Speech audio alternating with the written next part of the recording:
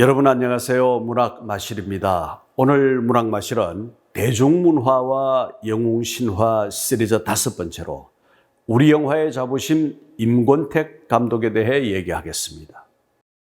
여러분 지난 2020년 12월 1일부터 2021년 5월 9일까지 저희 소나기마을 수수단 강당 특별 전시장에서는 우리 영화에 깃든 황순원의 문학세계전이라는 전시회를 개최했습니다.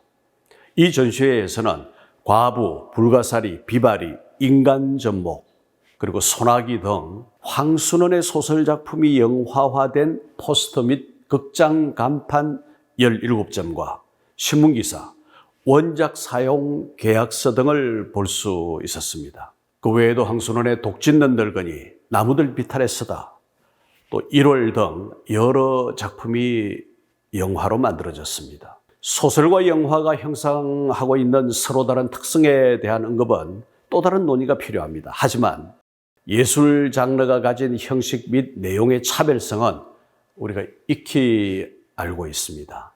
문학은 활자 매체를 통해 독자의 상상력을 확장하면서 시간 및 공간의 제약을 넘어서는 반면 영화는 정해진 분량의 시간 안에 관객을 한자리에 묶어두면서 시각으로 확인할 수 있는 영상을 통해 발화합니다. 그렇게 제작된 영화가 관객의 심금을 울리고 공감을 자아내는 데 이르러야 합니다. 우리가 알고 있는 한국 영화의 첫 작품은 김도산의 활동 사진 연쇄극 어리적 구토. 이 구토는 토한다라는 뜻이 아니고 원수 구자의 칠 토자, 원수를 친다 이런 말입니다. 작품은 1919년 10월 단성사에서 막을 올렸습니다. 그로부터 지금까지 100년이 넘도록 한국 영화계에는 800여 명의 감독이 배출되었습니다. 그 가운데 많은 이들이 명성을 얻었고 또 사라져 갔지만 도저히 간과하고 넘어갈 수 없는 이름이 있습니다. 임권택. 그가 바로 잊히지 않는 영화 감독입니다. 대한민국 대표 감독, 국제영화제를 배경으로 세계의 한국 영화를 알린 선구자, 영화계의 살아있는 신화, 임권택에게 부여된 수식어들입니다. 그러나 이와 같은 언어용법으로 그가 가진 영화 예술인으로서의 다면적 자격과 역량을 한꺼번에 드러낼 수는 없습니다.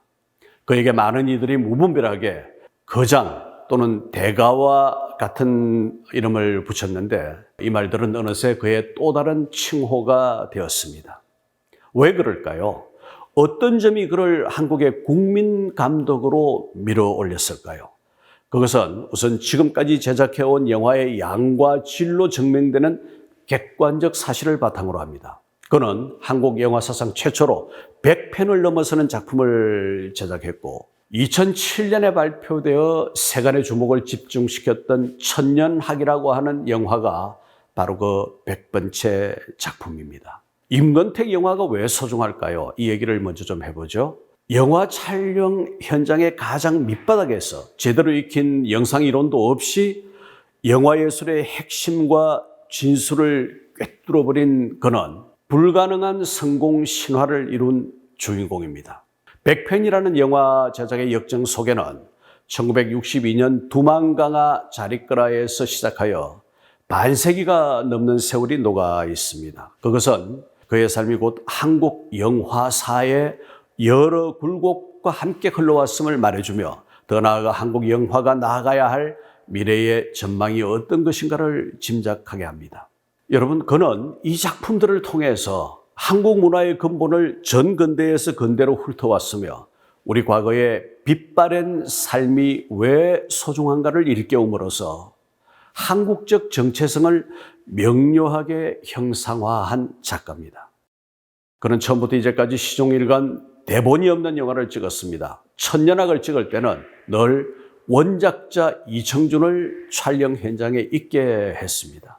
저는 그러한 사실을 이청준 선생으로부터 듣고서야 알았습니다. 그 자신이 대본이요 작가였으며 그의 생각과 삶 전체가 각계의 영화에 투영되어 특색 있는 영상으로 나타났습니다. 그는 혼과 몸 전체를 영화를 위해 불사른 감독이었습니다. 이와 같은 진정성의 고투와 극한은 마침내 서편제와 같은 영화를 통하여 가장 한국적인 것이 가장 세계적임을 증명해 보이며 대중의 가슴에 육박했습니다. 또한 자신이 겪은 그 밑바닥으로부터의 인간을 앞세운 인본주의는 많은 사람의 심금을 울렸습니다. 오늘의 한국 영화는 그가 제작해온 시기의 영화에 비해 제작 환경과 조건이 많이 달라졌으나 열악한 상황 가운데서 헐리우드식 장르를 뛰어넘으려는 그 임권택의 노력이 괄목할 만한 결실을 거둔 것은 사실입니다. 자, 이제 임권택의 영화 감독 입문과 그 성공 신화에 대해서 살펴보겠습니다. 임권택은 1936년생 전남 장성에서 파란 많은 가문의 7남매 중 장남으로 태어났습니다. 큰 할아버지의 둘째 아들은 일본 유학 시절 사회주의에 가담했다가 감옥을 살고 귀국했으며 그 영향 때문인지 아버지가 좌익 활동을 하다 희생되었습니다. 어려운 가정 환경 속에 광주 숭일중학교를 다니다가 중도 작파하고 17살 때 가출했습니다. 부산에서 자벽부로 전전하다 미군 부대에서 구두를 빼다 파는 사람들 밑에서 일했는데 구두 장사를 하던 사람들이 영화사를 차리는 통에 처음으로 영화계에 발을 들여놓았습니다. 자, 이것이 1956년의 일입니다. 처음에는 영화판에서도 자빌꾼에 지나지 않았으나 마침내 정창화 감독 아래서 조감독을 시작했죠. 임권택의 데뷔작은 1962년에 만든 두만강아 자리거랍니다. 그러나 대다수 사람이 이 작품을 잘 모르기 때문에 대체로 1979년작 깃발 없는 기수부터 논의의 대상이 되어 왔습니다. 본격적인 임권택 영화예술의 시발로 일컬어지는 깃발 없는 기수는 해방 직후 혼란기에 윤이라는 기자를 통해 당대 사람들의 삶을 그렸는데 이 영화가 대종상 최우수상을 수상했습니다. 그를 확고한 스타덤, 자타가 공인하는 예술적 경지에 올려놓은 작품은 1981년작 만다라입니다. 소설가 김성동의 소설을 영상화한 구도, 도를 추구하는 영화로 전무송, 안성기가 출연했으며 베를린 영화제 경쟁 부문에 진출하고 그해 대종상에 작품상, 감독상, 각색상, 편집상, 조명상, 신인 연기상을 휩쓸었습니다. 이렇게 주목받는 감독으로서의 활동에 여러 가지 명함이 있습니다. 임권택을 국제영화계에 주목받는 감독으로 만든 영화는 1986년작 시바지라는 작품입니다. 이 영화를 통해 얼마 전에 타계한 강수연이 그해 베니스 영화제 여우주연상을 수상했지요. 남성 중심 사회에서 여인들이 감당해야만 했던 순환사를 슬프고도 아름답게 그렸습니다. 그 이후 아다다, 아제아제 바라제, 서편제로 이어지는 한국적 정서와 여인들의 한을 담아내는 일련의 스토리라인이 형성됩니다. 1990년작 장군의 아들은 흥행에 크게 성공해서 3편까지 나왔고 1993년작 서편제 역시 한국 영화 흥행 기록을 갱신하면서 임권택을 국민감독의 지위로 부상하게 했습니다. 서편제는 잘 아시는 바와 같이 판소리를 소재로 한국적 한의 존재 양식을 빼어나게 그렸다는 평가를 받았습니다. 이야기의 발굴을 통한 감동과 소재의 적절성을 앞세운 전문성으로 한국 영화의 새로운 가능성을 보여주었던 것입니다. 그러나 그의 영화 제작 행로가 그렇게 탄탄대로인 것은 아니었습니다. 1994년 조정래가 낙양의 직가를 올린 소설 태백산맥을 영화로 제작했으나 원작을 제대로 살리지 못했다는 평가를 받았습니다. 그로부터 2년 뒤 1996년 이청준 원작의 축제를 영화화하여 비평적 찬사를 들었지만 흥행을 이루지는 못했습니다. 이러한 굴곡을 넘어 2000년 소리와 영상을 조합하는 창의적인 시각으로 춘향전이 아니고요. 춘향전을 제작함으로써 한국 영화 사상 최초로 칸 영화제 장편 경쟁 부문에 초청되었고 한국적 담화와 리듬을 아름다운 영상과 조합했다는 평가를 받았지만 이 역시 흥행에서는 성공하지 못했습니다. 자, 임권택의 작품 가운데 치화선 그리고 천년왕을 살펴보겠습니다. 2002년 한일 월드컵이 열리던 해에 제작된 치화선은 칸 영화제 감독상 수상의 영광을 안겨준 작품이지요.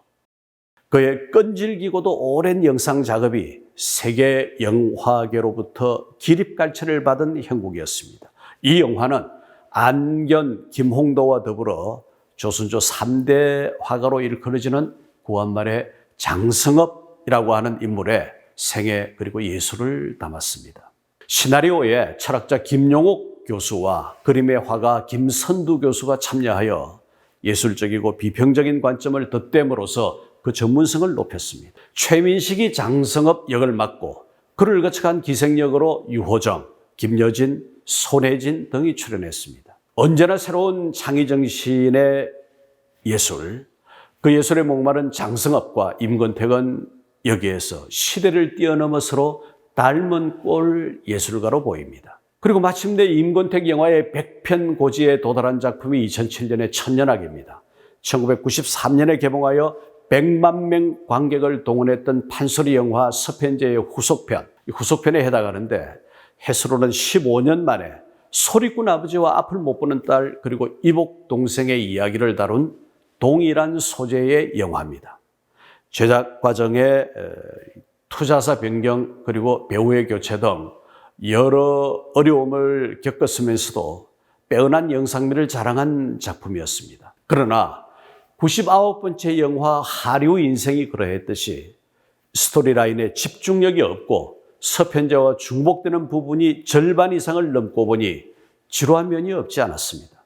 거장의 100번째 영화에 대한 동정적 찬사에도 불구하고 이 작품은 개봉 3주 만에 종영되는 흥행 실패를 기록했습니다. 이를 두고 확정된 대본 없이 영화를 진행하는 임권택식 제작법의 한계를 지적하는 이들도 있습니다. 엄청난 속도로 변화하고 진보하는 동시대의 영상기법, 감독 및 제작자의 안목을 먼저 꿰뚫고 넘어가는 관객의 수준에 비추어 볼 때 이미 예정된 결과일 수도 있었습니다.